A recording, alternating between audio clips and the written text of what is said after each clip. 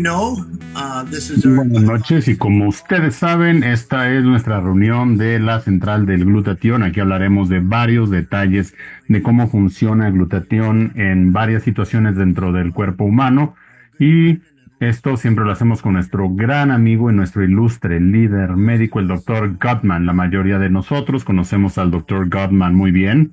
Conocemos además muchos de sus reconocimientos, pero muchos de ustedes quizás no conocen quién es el Dr. Gottman. Entonces, les voy a compartir un poco de sus antecedentes. El Dr. Gottman es un médico certificado por el Consejo Médico Canadiense y tiene mucha experiencia académica, administrativa y clínica. Se graduó como médico en Calgary y después fue a la Universidad Emory en Atlanta, Georgia, en donde estudió medicina de urgencias. De hecho, fue jefe de residentes de medicina interna en la Universidad de Emory. Fue director del programa de licenciatura en medicina en la Universidad de McGill y de programas para residentes también. Entonces, él ha sido maestro de otros médicos sobre temas de medicina de urgencias.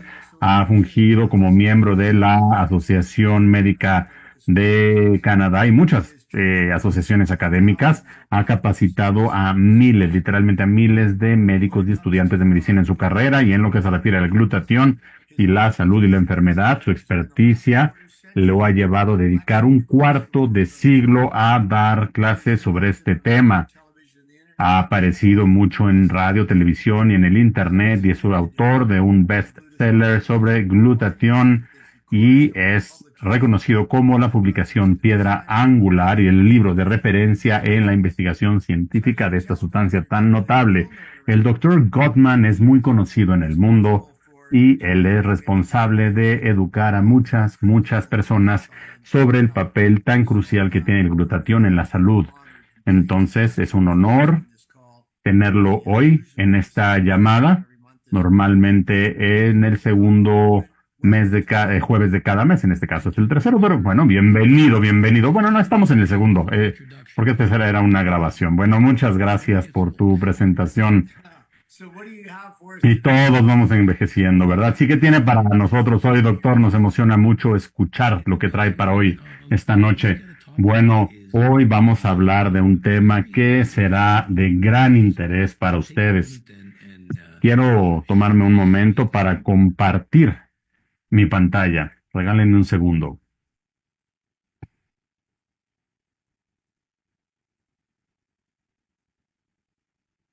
There, how does that look? Muy bien, ¿cómo se ve mi pantalla? You still there, Doug? ¿Sigues ahí, Doug? Sí, aquí estoy. No veo aún su pantalla, doctor. Todavía no ven mi pantalla. Aquí es donde normalmente necesitamos a Dylan, que no nos está acompañando. Oh, guys, hi, Doug. Ah, bueno, sí. Hola. Here, let me just try that again. Yeah, that's Hola, Doc. Sí, voy a intentar nuevamente. Here's that showing. ¿Ya se ve? No, still ¿Ya se ve mi pantalla? No, todavía no podemos ver la pantalla del doctor Gottman. Just while you share your screen, I will mention that because I see some comments here. Pueden Veo algunos comentarios. Si se van a los tres puntitos abajo de su pantalla, van a tener la opción de español, inclusive francés, y si están igual en la computadora es un logo como tipo un mundo, como un planeta. Ahí pueden escoger la traducción al español. All right, Doc, we can see your screen now. Muy bien, doctor, ya podemos ver su pantalla. Ahora sí, perfecto, ya está su presentación en la pantalla. Muy bien, maravilloso. Doctor Gottman, antes de que comience, quiero mencionar para quienes nos ven, si tienen alguna pregunta sobre la presentación de esta noche, les contestaremos al final de la sesión. En la parte de abajo de su pantalla hay un cuadro que dice preguntas y respuestas. Anoten ahí sus respuestas y sus preguntas, perdón. Si anotan sus preguntas en el chat, se van a perder. Entonces, quien tenga una pregunta, por favor pónganla donde dice preguntas y respuestas. Doctor Gottman, le paso la palabra ahora sí. Muy bien, gracias por estar hoy con nosotros nuevamente. Aquí les muestro una fotografía de mi último libro, por si les interesa. Está disponible en inglés y en español. Pueden encontrarlo en Amazon o bien en glutation.org. Entonces, hoy vamos a hablar de un tema muy importante. Iba a decir que este tema afecta a la mitad de nuestra población, pero queda claro que afecta a mucho más que eso. Los problemas de la salud de la mujer también afectan de forma indirecta a la mayoría de los hombres también. Los aspectos relacionados con la salud de la mujer van mucho más allá de lo que solíamos considerar dentro del ámbito de la salud femenina, es decir, la ginecología y la obstetricia. Varios de los temas principales de salud o de los problemas principales de la salud, bueno, los hemos tratado ya en conferencias anteriores. El cáncer, sin duda alguna, es un tema muy importante, así que traten de acceder a este tema en nuestros archivos. El embarazo ya se ha tratado también en profundidad, así que también busquen ese material, deben encontrarlo con facilidad. Y bueno, también menciono los ataques del corazón porque un aspecto de la salud de la mujer son las enfermedades que se presentan de forma diferente a las de los hombres. En el caso de los infartos, los ataques al corazón, la detección de síntomas y signos puede ser muy diferente en ambos sexos. Esto solamente, bueno, solo salió a la luz recientemente, ya que solíamos centrarnos principalmente en el hombre, en nuestros diagnósticos médicos y, por supuesto, las infecciones del tracto urinario y otras infecciones son muy frecuentes también en las mujeres o son más frecuentes en las mujeres. Pero hoy vamos a limitar nuestra presentación a unos cuantos temas relacionados con la salud de la mujer. Se trata de la infertilidad femenina, el síndrome de ovario poliquístico, la osteoporosis, la menopausia, la endometriosis, los fibromas y los pólipos. Estos son temas comunes y seguro que han afectado, siguen afectando a muchas de nuestras oyentes de hoy. Vamos primero a hablar de la infertilidad femenina, lo cual es un problema bastante común. De hecho, en Estados Unidos se calcula que al menos el 10% de las mujeres acuden al médico con alguna queja relacionada con la infertilidad, y esta es una cifra bastante elevada. La infertilidad femenina es fácil de definir. Es la incapacidad de quedar embarazada tras al menos un año de intentarlo, o bien podemos definirlo como una incapacidad para quedar embarazada debido a abortos espontáneos frecuentes. Ambas situaciones pueden ser muy frustrantes. Las causas son muchísimas. Puede haber problemas con la ovulación. La ovulación es la liberación de un óvulo que luego puede ser fecundado. Esto puede verse afectado por irregularidades hormonales, lo cual es bastante común, o por cosas como infecciones, especialmente infecciones crónicas como las que se ven en la enfermedad inflamatoria pélvica. El síndrome de ovario poliquístico también es un factor que contribuye y trataremos el tema del SOP un poco más adelante. Existe algo que se llama POI en inglés. En español se traduciría como insuficiencia ovárica primaria. Es cuando los ovarios dejan de funcionar de manera prematura. Por supuesto que existe la categoría idiopática, que es una palabra elegante para decir no sabemos por qué sucedió lo que sucedió. Y una advertencia también, tanto fumar como beber alcohol pueden ser un factor contribuyente para el desarrollo de estos problemas, y también hay muchas otras razones. Entonces, una pregunta fundamental que tenemos que hacer es, ¿los niveles de glutatión son más bajos en las mujeres que sufren de infertilidad? Y en realidad esto tiene una respuesta muy fácil. En este estudio se recogieron muestras de líquido folicular, tanto en pacientes fértiles como infértiles, y se hicieron las comparaciones respectivas. Se demostró con toda claridad que los niveles de glutatión estaban significativamente mermados en el grupo infértil. Los niveles de glutatión en los tejidos afectados eran más bajos. Este estudio es independiente, por supuesto que no, hay docenas de artículos que han demostrado lo mismo, y estos han analizado los niveles de glutatión en diferentes tejidos, incluyendo los niveles de glutatión en todo el cuerpo. Es decir, este estudio no es un estudio que hable de esto por sí solo, hay muchas evidencias que lo respaldan.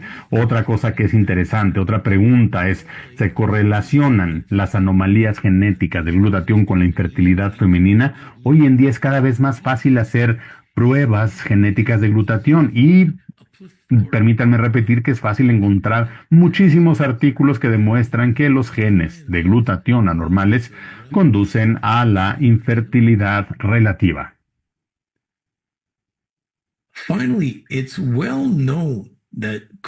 Por último, es bien sabido que la infección crónica, o lo que llamamos enfermedad inflamatoria pélvica, tiene una alta asociación con la infertilidad.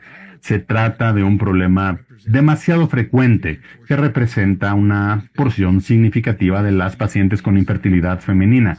En este estudio europeo se recogieron muestras de suero de mujeres con infertilidad por factor tubárico o TFI en inglés o IFT en español.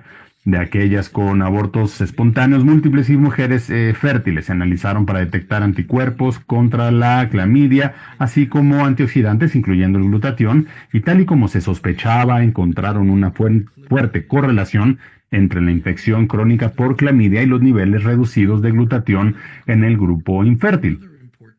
Este es otro dato demográfico importante que debemos tener en consideración.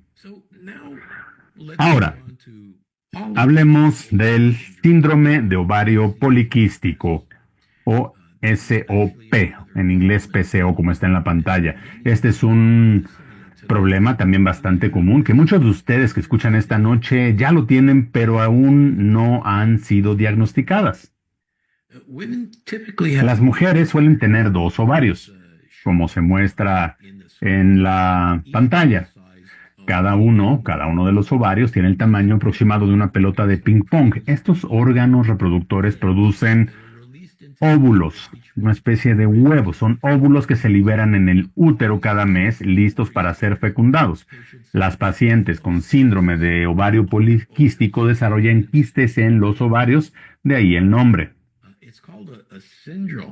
Se denomina síndrome porque puede darse una serie de cosas diferentes. Pueden ocurrir muchísimas cosas. Principalmente el problema se debe a la sobreproducción de hormonas masculinas en la mujer.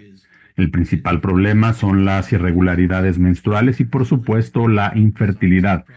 Además de estos problemas, hay otros cambios metabólicos que pueden afectar a estas mujeres y su aspecto también. Sin duda, el aumento de peso es un problema importante. Muchas de estas mujeres, si no es que la mayoría, tienen sobrepeso.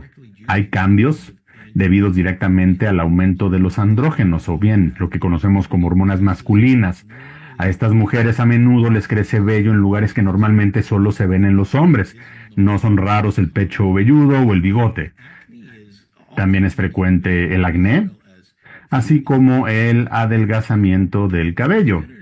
La prueba definitiva es una ecografía pélvica, un ultrasonido pélvico, pero a menudo es posible identificar todo esto simplemente viendo a las pacientes entre la multitud.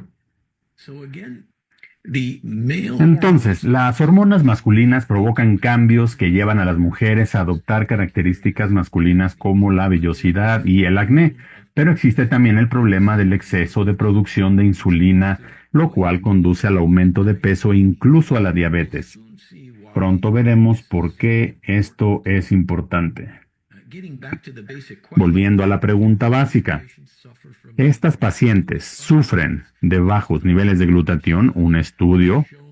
Varios estudios, más bien estudio tras estudio, han demostrado que tanto el estrés oxidativo aumenta como la actividad de glutatión disminuye.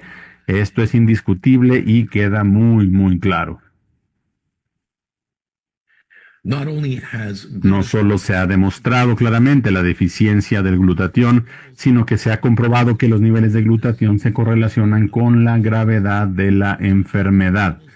Por ejemplo, los niveles de glutatión están relacionados con el grado de obesidad abdominal, el tamaño de la cintura, la resistencia a la insulina y el hirsutismo. El sutismo es otra palabra para hablar de la vellosidad.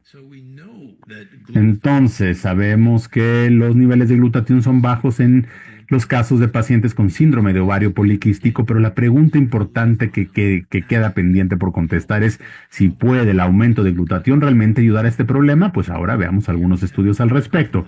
Aquí tenemos un metaanálisis que analiza la NAC para elevar los niveles de glutatión en el síndrome de ovario poliquístico. Un metaanálisis consiste en agrupar estudios independientes para analizar sus resultados a nivel global. En este caso, se utilizaron 8 estudios que representaban a 910 mujeres.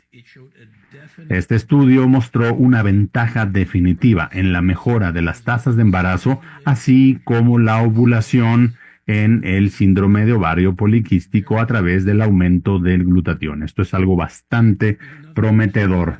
Aquí otro estudio interesante, el clásico medicamento para diabéticos llamado metformina. La metformina se utiliza muy a menudo para tratar el síndrome de ovario poliquístico. En este caso, la metformina se enfrentó mano a mano al fármaco NAC o N-acetilcisteína y los resultados demostraron que el aumentar el glutatión de esta manera básicamente tiene el mismo nivel de éxito, la misma tasa de éxito que el grupo que tomaba metformina. Ambos grupos mostraron la misma mejora en la calidad de los óvulos y los embriones. Aquí se hizo una comparación similar entre el aumento de glutatión y la metformina. Y pues vieron una sorpresa los investigadores. El grupo que consumió glutatión mejoró su perfil líquido, su nivel de azúcar en sangre en ayunas y sus niveles de insulina en sangre también mejoraron. Y esto es algo extraordinario. Así que vamos a resumir los beneficios de elevar el glutatión en pacientes con síndrome de ovario poliquístico. Hay mejoras claras en la fertilidad, mejoras claras en el metabolismo de la insulina y el azúcar en sangre, una clara pérdida de peso, una clara mejoría en los efectos de masculinización como vellosidad y acné. Muchas maneras, hay muchas formas como podamos ayudar. Let's look at something completely different now. Veamos algo completamente distinto ahora, la osteoporosis. No es un problema estrictamente femenino, no es exactamente un problema único de la mujer, también aparece en muchos hombres, pero es mucho más prevalente en mujeres y empieza a una edad mucho más temprana. Las hormonas masculinas previenen la osteoporosis, por lo que los índices en los hombres solo empiezan a alcanzar a los de las mujeres a partir de los 70 años, cuando la producción hormonal se reduce en los varones. La osteoporosis se produce por etapas. Al principio todos comenzamos con huesos sanos y densos, con una tupida red de lo que se denomina trabéculas. El interior del hueso o la red trabecular está en realidad lleno de pequeñas bolsas, como si fueran una esponja. A medida que envejecemos, esta capa esponjosa tiende a volverse menos densa y las bolsas o agujeros se agrandan. En algún momento una persona desarrolla lo que se denomina osteopenia, lo cual significa huesos delgados. Si el proceso continúa, desarrollamos una osteoporosis completa. Por ejemplo, en huesos Holey, ¿no? Holey como en lleno de agujeros, ¿no? Haciendo alusión a la frase en inglés, y esto hace que el hueso sea mucho más frágil y más propenso a romperse. Por último, una persona puede padecer osteoporosis grave y en estos casos es mucho más probable que se rompa un hueso tras una caída o un traumatismo leve. Hay muchos factores que favorecen el desarrollo de la osteoporosis. Sin duda, la falta del ejercicio es uno de ellos. La tensión que el ejercicio ejerce sobre el cuerpo fortalece los huesos. De hecho, ser de complexión delgada aumenta el riesgo, ya que las mujeres de mayor peso tienen huesos más fuertes debido a la tensión que soportan al soportar más peso. Fumar, beber alcohol o tomar demasiado café también son factores de riesgo. La dieta, la genética, los desequilibrios hormonales también son factores causantes. Tenga en cuenta el último elemento que aparece en la esquina inferior derecha, la oxidación. Sí, el estrés oxidativo es un factor de riesgo reconocido médicamente, algo que favorece el desarrollo de la osteoporosis. Entonces, ¿por qué el tratamiento de la oxidación no aparece en la mayoría de las recomendaciones sobre el tratamiento de la osteoporosis? Por supuesto que tenemos medicamentos que fortalecen los huesos, conocemos la importancia de la vitamina D y de los suplementos de calcio. Entendemos también el papel que desempeñan una dieta sana y el ejercicio físico, pero ¿en dónde aparece el tratamiento de la oxidación en estas tablas? Bueno, ciertamente hay más que suficientes pruebas de que el estrés oxidativo está en juego y más importante que la deficiencia del glutatión está documentada en este grupo de pacientes. Esto se demostró hace años. ¿Y qué hay de los artículos que demuestran que aumentar el glutatión puede ayudar? ¿Existen acaso? Ya conocen la respuesta, por supuesto que existen. Aumentar el glutatión puede actuar en los osteoblastos. Los osteoblastos son las células que forman el hueso para reducir la degradación ósea y favorecer el crecimiento. De hecho, hay autores japoneses que dicen que el limonocala actúa de la misma manera. Los autores afirman que esta estrategia puede reducir el riesgo de desarrollar osteoporosis. Por lo tanto, los gráficos que describen el tratamiento de la osteoporosis no muestran el aumento del glutatión como una forma de tratar la osteoporosis.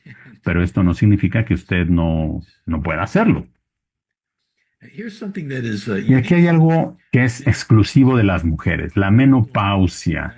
Es un problema que varía en gravedad e intensidad, pero que tarde o temprano afectará a todas las mujeres en cierta medida si viven lo suficiente. Hablamos de menopausia, pero de nuevo, se trata de un proceso gradual con diferentes fases. Empecemos por la premenopausia, cuando las cosas marchan como de costumbre, con normalidad, a nivel de secreción hormonal y a nivel de producción de estrógenos. Por supuesto, el estrógeno es la principal hormona femenina. Pero en algún momento, normalmente entre la edad de 45 y 50 años, los niveles de estrógenos comienzan a descender. Esta es la fase que llamamos perimenopausia, en la que todavía las mujeres presentan periodos menstruales, aunque pueden volverse erráticos. Es entonces cuando suelen las mujeres sufrir de sofocos, sudoraciones nocturnas, aumento de peso y otros síntomas. Finalmente, los periodos cesan y se entra en la menopausia plena. Aumentan otros problemas como la atrofia vaginal, puede aparecer la depresión y aumenta el riesgo de desarrollar cáncer de mama. Y por último llega la fase posmenopáusica, en la cual se desarrollan y se vuelven comunes problemas médicos como las enfermedades cardíacas, las infecciones del tracto urinario y la osteoporosis. La menopausia puede causar un enorme espectro de síntomas y complicaciones. Cambios en el estado de ánimo, cambios en los patrones del sueño, cambios en la forma del cuerpo, el adelgazamiento del cabello, un montón de razones que pueden causar angustia en la persona que atraviesa por esto. También hay problemas que ya hemos mencionado, problemas más grandes más graves, como el desarrollo de la osteoporosis. Y una vez más, las enfermedades del corazón también se vuelven mucho más frecuentes. Parece que las hormonas femeninas activas son algo protectoras. Ciertamente hay muchísimos cambios para la mujer que está en proceso de envejecimiento y de nuevo vemos una clara correlación con los niveles de glutatión asociados a la menopausia. Los niveles más altos se observan en mujeres jóvenes fértiles. Estos niveles descienden de manera progresiva con la edad, de manera más drástica con la perimenopausia y llegan a su punto más bajo una vez que se ha establecido bien la menopausia. Y esto se ha demostrado en varios estudios, no solamente con midiendo los niveles en suero sanguíneo, sino también en los tejidos uterinos y endometriales. Es importante señalar también que la menopausia y el descenso simultáneo de los niveles de estrógenos aumentan el riesgo de padecer determinadas enfermedades. Entre ellas se encuentran las cardiopatías, la apnea del sueño, la obesidad, el síndrome metabólico, lo cual es una combinación de hipertensión, hiperglucemia y alto colesterol. Todo esto contribuye significativamente a la enfermedad y la mortalidad en mujeres mayores. Pero observen esto, todo esto está asociado con la deficiencia de glutatión. Y hay muchos estudios que han examinado la asociación de la pérdida de estrógeno con la pérdida de glutatión. Esto es de una importancia vital. Así que por favor presten atención al glutatión en la menopausia, y el mejor momento para empezar a corregir estos niveles es antes de que empiece la menopausia. Pasemos ahora a examinar los problemas que pueden producirse en el interior del útero, y estos problemas pueden ocurrir a cualquier edad. Comencemos con algo llamado endometriosis. Algunas mujeres desarrollan tejido uterino fuera del útero, en los ovarios, en las trompas de falopio, en el intestino o en la vejiga. Esto causa problemas y a esto lo llamamos endometriosis. Durante los periodos menstruales, la sangre de este tejido mal colocado se filtra en las zonas circundantes y causa molestias. Así pues, el principal síntoma de la endometriosis es el dolor. Puede ser dolor pélvico, de espalda, abdominal, todo depende de dónde se encuentre este tejido anormal. Las pacientes con endometriosis también son propensas a menstruaciones más abundantes y a sangrados entre menstruaciones, entre periodos. Los tratamientos incluyen analgésicos, terapia hormonal e incluso cirugía para extirpar el tejido excedente. Se sospecha de que el glutatión desempeña un papel en el desarrollo de la endometriosis. De nuevo, así lo han demostrado varios estudios. Los niveles bajos de glutatión están correlacionados con el desarrollo de esta enfermedad. Además, parece que el aumento del glutatión puede conducir a la supresión del crecimiento del tejido endometrial. Nuevamente, esto demuestra el papel potencial del aumento del glutatión. Finalmente, este estudio europeo se llevó a cabo en casi 400 pacientes con endometriosis. Demostró que el aumento del glutatión en la endometriosis conducía a una mejora estadísticamente significativa del dolor pélvico relacionado con la endometriosis y requería una menor ingesta de analgésicos de rescate. Es decir, elevar los niveles de glutatión reduce el dolor pélvico generado por la endometriosis. Y por último, veamos dos afecciones relacionadas: los miomas uterinos y los pólipos uterinos. El útero puede crecer en exceso y puede desarrollar masas cancerosas y no cancerosas. El crecimiento excesivo del revestimiento del útero puede producir pólipos. Se trata de bolas de tejido unidas por un tallo y tienen la tendencia a producir menstruaciones más abundantes y más hemorragias. Por desgracia, también pueden convertirse en tumores cancerosos. El crecimiento excesivo de la pared muscular del útero puede dar lugar a la formación de miomas. Los miomas pueden ser del tamaño de un chícharo o pueden ser muy, muy grandes. Pueden ser únicos, pueden ser múltiples y suelen provocar menstruaciones abundantes o hemorragias excesivas. Son muy, muy comunes y la mayoría de las mujeres los padecen a partir de los 50 años. Los pólipos y los miomas, los fibromas, suelen dejarse como están, sin tratamiento. Sin embargo, los pólipos suelen tratarse de manera más agresiva, ya que son potencialmente malignos. A menudo se tratan quirúrgicamente. Por otro lado, los miomas o los fibromas se tratan solamente si se vuelven demasiado problemáticos. El tratamiento habitual es la cirugía local o incluso algo que llamamos histerectomía completa, es decir, la extirpación del útero. Cada vez es más frecuente acceder al perfil genético de una persona. Hemos avanzado muchísimo en la capacidad de hacerlo de forma rápida y barata. Una cosa a tener en cuenta es que las mujeres que tienen anomalías genéticas en su glutatión tienen un mayor riesgo de desarrollar miomas o fibromas, ¿no? Esto indica que una función deficiente de glutatión está asociada al desarrollo de este problema. Y por supuesto, se ha descubierto que la actividad del glutatión es anormal en las mujeres con fibromas, con miomas. Entonces, hoy hemos examinado una serie de problemas de salud femenina. Hemos hablado de la infertilidad, el síndrome de ovario poliquístico, osteoporosis, menopausia, endometriosis y más. Todos estos están asociados con niveles anormales de glutatión. Con base en este hecho, creo que hay un gran potencial en elevar los niveles de glutatión. Hay muchas mujeres que pueden aprovechar esta estrategia. Y una vez más, muchas gracias.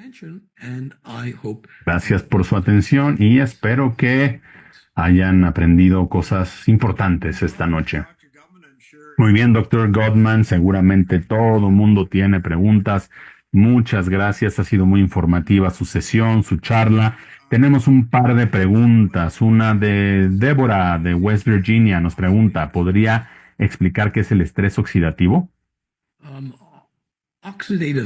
El estrés oxidativo es un concepto que existe ya desde hace varios años.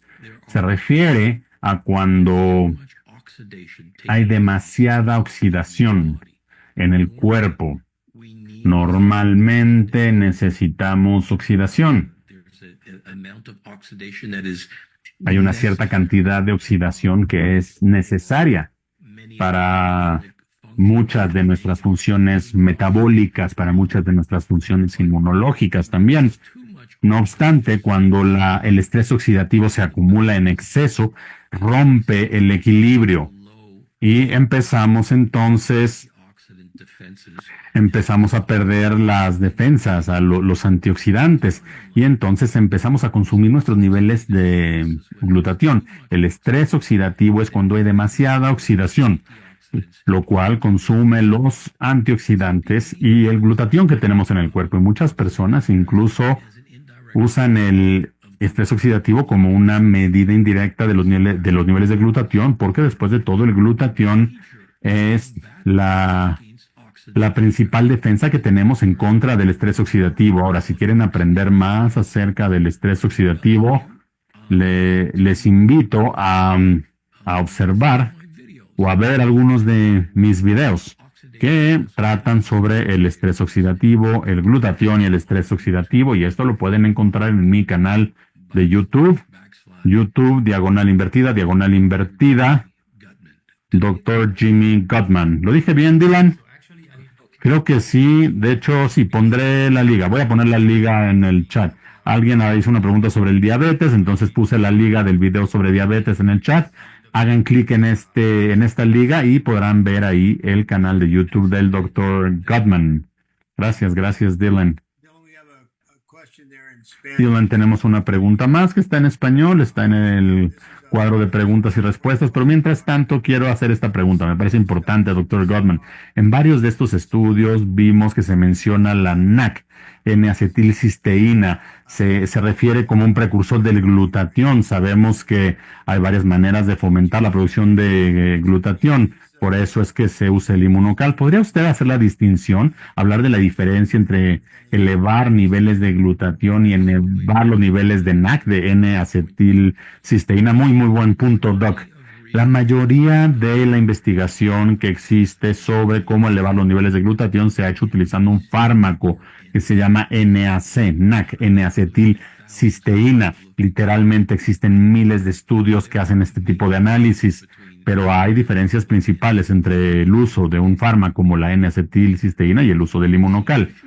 La NAC podemos encontrarla también en dosis bajas en tiendas de alimentos sin necesidad de una receta médica, pero esto presenta varios problemas. Número uno, hay una toxicidad definitivamente relacionada con el consumo de la NAC. Normalmente esto genera incomodidad gastrointestinal, vómito, cólicos, diarrea. Otro problema que tiene la NAC es que tiene una semivida muy corta. Esto significa que para poder mantener los niveles del glutatión estables a lo largo del día, necesitamos tomar NAC 3, 4 o incluso 5 veces por día. Y si te sientes mal la primera vez que lo tomas, bueno, te vas a sentir 4 veces peor la cuarta vez que tomes la NAC. También la NAC tiene la tendencia de perder su eficacia después de varias semanas, porque uno va construyendo cisteína libre en el cuerpo, es decir, con una condición que llamamos hipercistenemia, es decir, que es cuando tenemos demasiada N-acetilcisteína, que es lo que no queremos. Hay gente que dice que la NAC funciona bien varias semanas y después como que se desvanece su efecto. Por otro lado, el Immunocal no tiene ninguna toxicidad. El tomar una dosis de Immunocal implica que a lo mejor puedes elevar tus niveles de glutatión incluso días después, muy pronto. Es muchísimo más fácil de tolerar como producto también y tiene la ventaja de que además es una muy buena fuente de nutrientes. La NAC no nos nutre en absoluto, pero el Immunocal tiene el valor biológico más alto de cualquier proteína comestible conocida. El valor nutricional es una medida que aplicamos a todas las proteínas que consumimos y es una medición que habla de la importancia que tiene una proteína para el cuerpo. No hay ninguna otra proteína que sea más importante para el cuerpo que el Immunocal. Gracias por hacer esa pregunta. Muy bien, muy buena respuesta, doctor. Bueno, es que fue muy buena la pregunta también. Otra pregunta que tengo es una mujer joven que está en edad de tener hijos, si puede concebir, puede embarazarse, pero no logra llevar el producto a término, no logra llevar el bebé a término. ¿Hay alguna indicación que diga que el Immunocal le puede ayudar en estas situaciones? Por supuesto que sí. A lo mejor esa diapositiva la pasé muy rápidamente, pero sí, hay definitivamente varios estudios que analizan la capacidad de poder retener y mantener el embarazo, evitando algún aborto espontáneo. Y esto sucede en un porcentaje muy alto de las veces, por supuesto que sí. Otra pregunta que tenemos aquí es una mujer. Es una pregunta muy general, no estoy seguro de si tenga que ver con este tema, pero una mujer arriba de 65 años, ¿cómo le hace para perder la grasa abdominal adicional, la extra? Qué buena pregunta, es difícil. Bueno, esto puede venir del problema del síndrome de ovario poliquístico, a lo mejor si lo tuvo antes, bueno, puede de ahí provenir este exceso de grasa, o puede ser también por la menopausia, no sé. Hay muchísimas maneras de ganar peso, pero definitivamente el aumento de peso que vemos en la menopausia es algo que hasta cierto punto puede tratarse si aumentamos los niveles de glutatión. El glutatión lo que hace es cambiar la receptividad a la insulina, es decir, nos volvemos más receptivos a la insulina. Muy bien, Dylan, te paso la palabra. Creo que hay algunas preguntas en el chat que están en español. Sí, gracias, Doc. Veo aquí, Immunocal puede ayudar a personas con papiloma. That's a good question. Es una buena pregunta. Write that question down, Dylan. Anótame esa pregunta, Dylan, por favor. Anótala. Envíame un correo electrónico y buscaré la respuesta, porque no quiero dar una respuesta sobre algo que no he investigado todavía. Entonces les conseguiré la respuesta para más adelante. No hay problema, está muy bien. Otra pregunta es, ¿cuál es el impacto del uso del Immunocal en los tratamientos de fertilidad? Es decir, ¿qué muestran los estudios? Los estudios son muy claros en torno a este tema. Elevar los niveles de glutatión es algo que mejora la fertilidad en un alto porcentaje de pacientes. Esto está establecido con toda claridad y se ha demostrado a través de muchísimos estudios. Yo sé que ya hablamos de esto en la presentación, pero hay una pregunta aquí que dice, ¿cuál es la acción del inmunocal en la lactancia? En la lactancia, bueno, Um, Immunical, el inmunocal, a ver, les cuento mejor una historia. Cuando salió por primera vez el inmunocal en 1996-97 en Canadá, no lo llamábamos inmunocal. En aquel momento el gobierno no nos permitía utilizar la palabra inmune. No fue sino hasta que le mostramos a Health Canada que el producto sí servía para mejorar la salud inmunológica. En aquel momento el nombre del producto era HMS90. HMS90 es un nombre medio extraño que significaba el 90, bueno, el 90 significaba 90% de proteína, pero la HMS significaba suero de leche humanizado, Humanized Milk Serum, porque cuando vemos el componente de la proteína, el componente proteico del inmunocal, es lo que más se parece a la leche humana. De hecho, los mercadólogos más listos le llamaban la leche humana para adultos. Definitivamente, beber leche humana es una buena fuente de nutrición. Y sobre todo para quien está produciendo leche, ¿no? Entonces, bueno, indirectamente, bueno, la respuesta es sí. Puedo dar una respuesta todavía más larga y elaborada, pero la respuesta corta es sí. No sé si tengas alguna pregunta. Sí, veo preguntas todo el tiempo en el chat. Les recuerdo una vez más que estamos recibiendo cientos de mensajes en el chat. Probablemente no lleguemos a su pregunta. Si tienen alguna pregunta, recuerden, pónganlas en el cuadro de preguntas y respuestas, no en el chat de la sesión. Hay una pregunta aquí, doctor Gottman. ¿Recomienda usted la terapia hormonal para aumentar los estrógenos junto con el aumento de GSH para mujeres con menopausia? GSH es el glutatión. Bueno, sí, hay varias cosas respecto a la terapia hormonal. Yo tengo muchos años ya siendo médico y a veces se dice que sí, a veces que no. Entonces, dependiendo, hay muchas tendencias. Si usted es de los que propone el uso de la terapia hormonal, yo no voy a argumentar con usted en un sentido o en otro. Eso yo lo dejaré a su médico personal y a usted, ¿no? Cada quien haga su propio comentario personal, pero ciertamente el agregar glutatión como parte de la estrategia, tener como estrategia aumentar los niveles de glutatión, eso por supuesto que es comparable con el uso de la terapia hormonal. Con o sin es una buena estrategia. Muy buena respuesta. Hay una pregunta interesante aquí. Estoy seguro que conozco la respuesta, pero quiero escucharlo de usted. El aumentar los niveles de glutatión, ¿qué pasa si dejamos de tomar el glutatión? Si empezamos a perder niveles de glutatión, ¿perdemos las ganancias obtenidas? Bueno, depende a qué se refiere con revertir. Simplemente usted va a regresar a los niveles de glutatión que tenía usted antes de comenzar a tomar el inmunocal.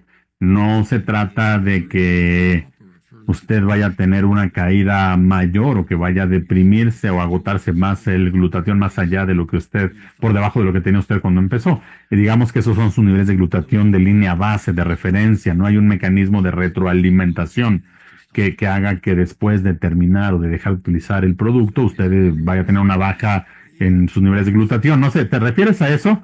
Sí, claro. Sí, es decir, usted se beneficia del producto cuando lo toma y cuando lo deja de tomar regresa a los niveles que tenía antes. Sí, por supuesto, así es.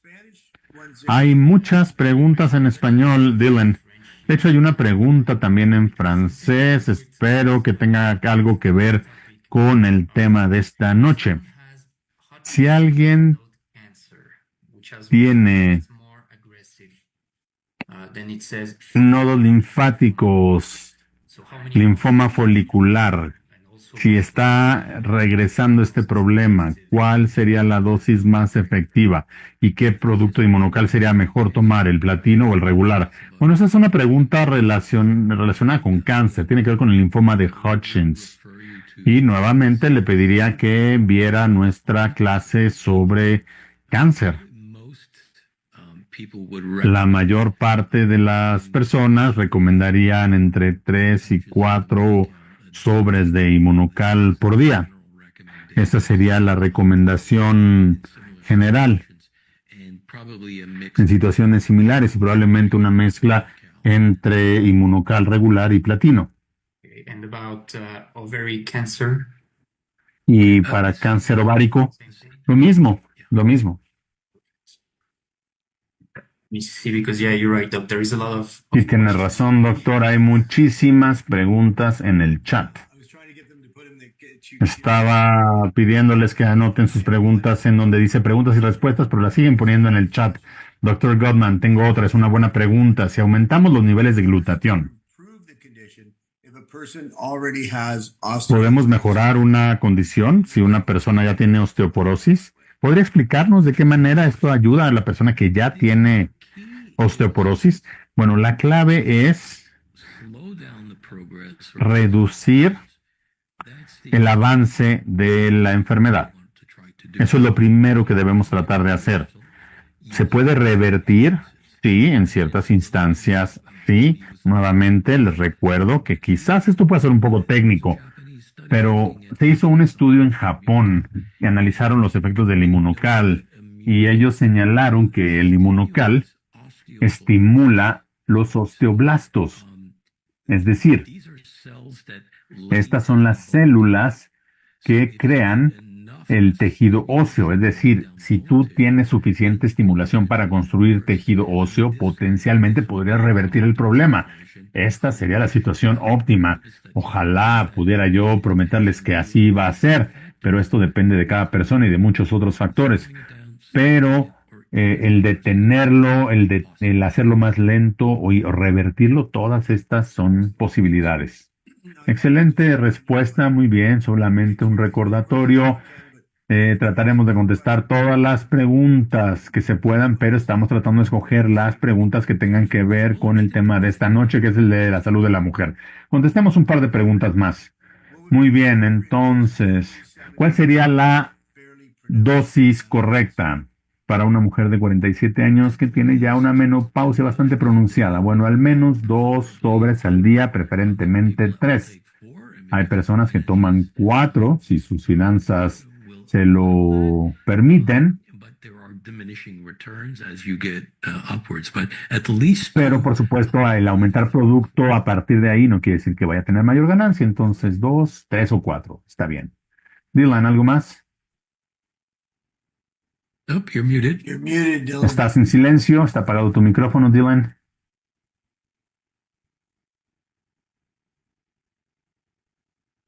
Yes, Doc, sorry. Sorry. For some reason I can't. Perdón, por alguna razón no pude encontrar mi pantalla de Zoom, pero en realidad estoy tratando de encontrar algún video sobre cáncer, estoy tratando de compartirlos en el chat, porque hay muchas personas que nos han hecho muchas preguntas. Tenemos preguntas sobre natalidad, muchas preguntas, y algunas relacionadas con cáncer también. Las preguntas que tengo aquí no están relacionadas con el tema de esta noche, pero bueno, este producto nos ayuda a equilibrar nuestro sistema inmunológico en casos de lupus, por ejemplo. Esa es una pregunta muy inteligente. We describe immunocal El inmunocal, nosotros lo describimos como una manera de fomentar la función inmunológica, lo describimos como alimento para el sistema inmunológico. El lupus es una enfermedad autoinmune. La pregunta entonces en realidad debe ser, si tomo inmunocal,